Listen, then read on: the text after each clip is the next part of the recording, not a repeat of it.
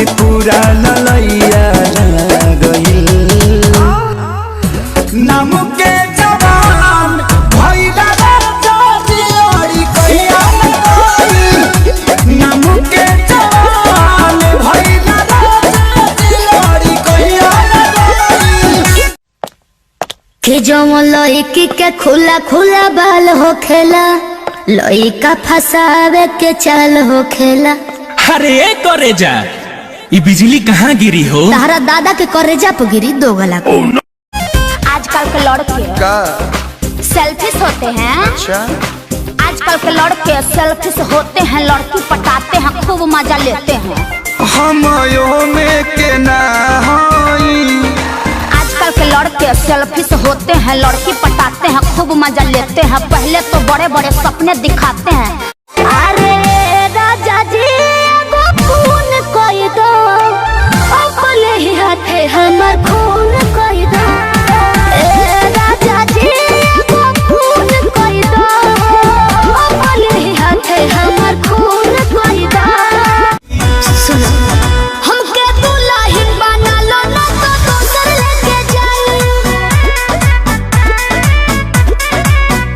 ई जवानिया के मजा कोनो दोसर उठाई हमरा पीछे।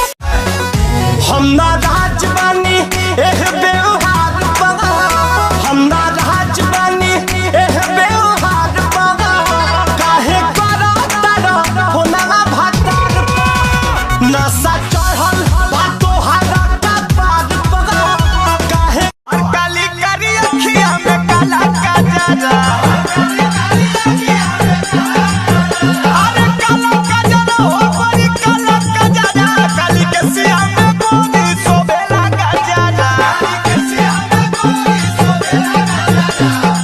निक बड़ी लागे लुसुन को सिंगार पा निक बड़ी लागे लुसुन को सिंगार पा बड़ी जाने मारे तो हट्टी कुली लीलार पा बड़ी जाने मारे जानो लागत जड़बा थर थर कांपत हाड़बा।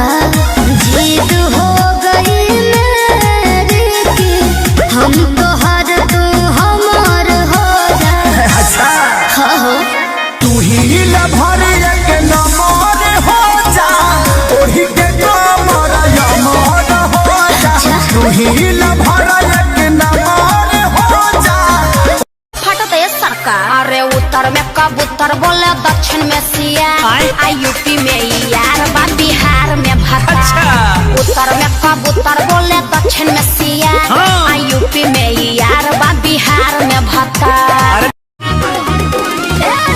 एने मोने टहच का करेला बहदनिया आई बनी नाचे होई ना तोहर कनिया। पिस्टल दिखाते तू जन बैठा जाए स्टेज से हट के बैठा धोना ही से दिहल कर बबुआ ना।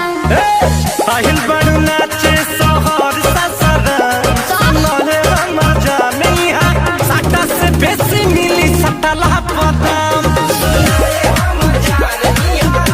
रहे हो बलब बरत रहे हो कबो ऊपर कबो नीचे सैया धरत रहे हो सैया चोचा वाला राके प्यार करत रहे हो।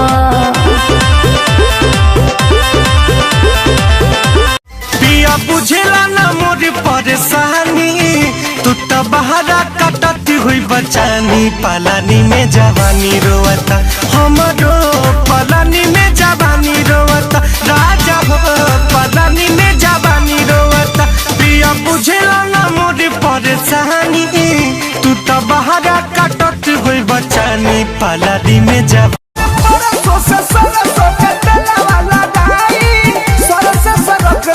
सरिया हरी जब पदरिया तब उठे लहरिया लह लह बनते कमरिया हो सैया डबल दजैया देही से अपन रंग तोरा जहरा में सहारा कहरा घर ही गुजारा तोरा जनी पैसा आई रे गोड़वा तोर रंगली गोड़ रंगैया मांगिला एगो सुघर साघर अपन खातिर सैया मांगिला एगो सुघर साघर ही